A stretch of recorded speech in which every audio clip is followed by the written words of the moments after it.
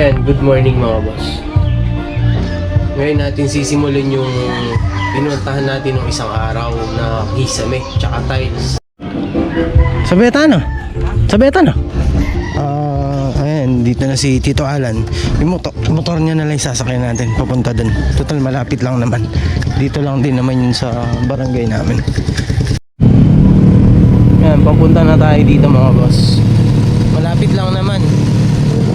Isang barangay lang yung pagtatrabahuhan namin. Kabarangay lang din namin siya.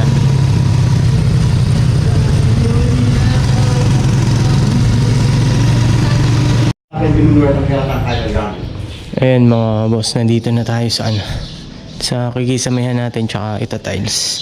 Sama ko si Tito Alan. I-layout na muna natin para dire-diretso na yung trabaho. Iiwasan mo nila yung mga gamit. Hindi pa pala nila nailigpit yung mga ibang gamit dito.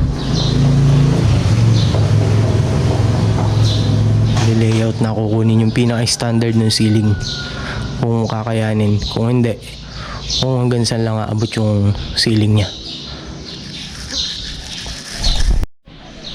Ayan, dito sa laser na to, dun tayo kukuha ng levelasyon niya. Ayan, sa mga guhit na to. Ayan, paikot, meron yan. Ayan mga boss, nakakapagtayo na tayo ng scaffolding. Naguhitan na natin yan paikot, yung pinaka-level niya. Ayan. Bali, kulang pa pala siya ng gamit.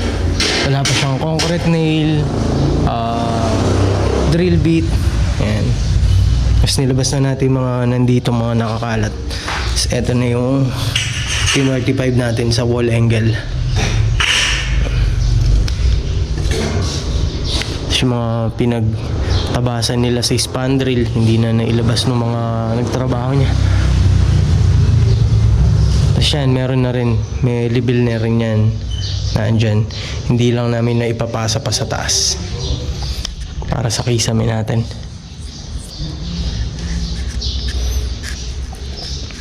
Yan, pati yan, mga tiles, i-install na rin natin yan. Pati lababo niya na to, ilalagay na natin.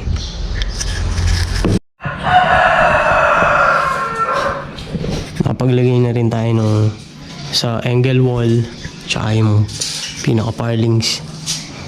Susukatan ni Tito Alan yung mga paglalagyan ng pinaka pagdadala niya, yung carrying channel.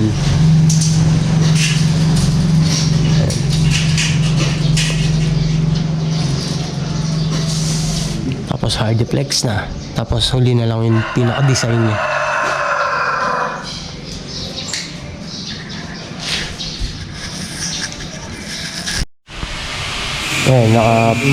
Nakapaglagay na tayo ng frame. Lalagay na lang tayong hardiplex ngayon. Tapos yung pinaka-design niya sa gitna. Yung sa gitna na yan, lalagyan natin ng konting design. Para kahit paano hindi siya plain lang basta-basta. Simple lang naman yung gusto nung may-ari.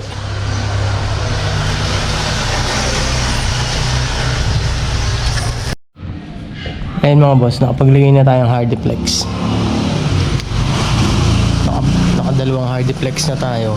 Kaya lang hindi pa natin siya maisara kasi kulang pa yung para sa electrical niya, yung sa pin light. Kasi hindi naman tayo yung kakausap sa electrical. May kausap siya dyan. Kumbaga kontrata niya lahat yung sa electrical niya.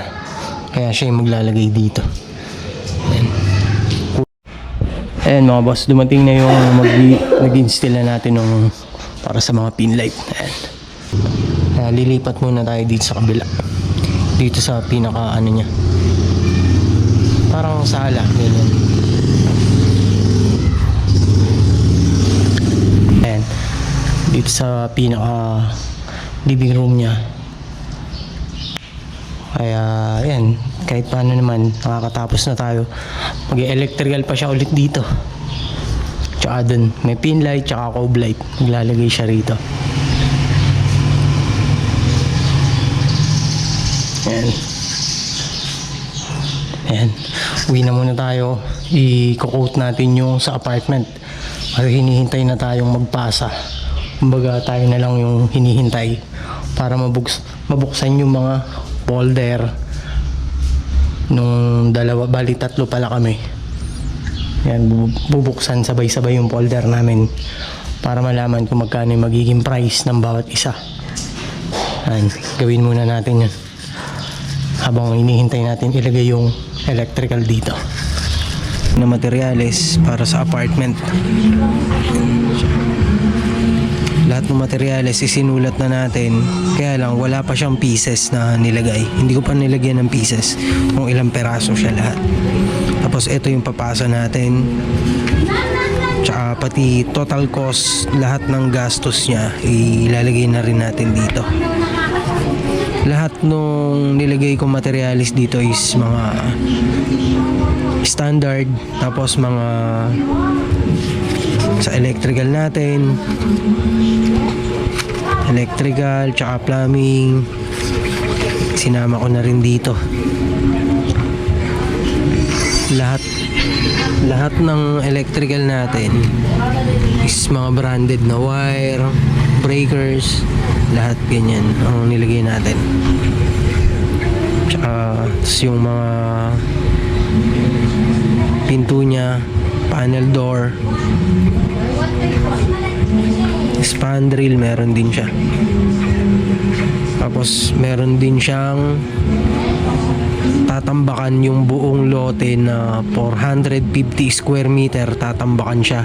Yung taas ng tambak niya is 60 cm yung taas, yung itataas sa kalsada.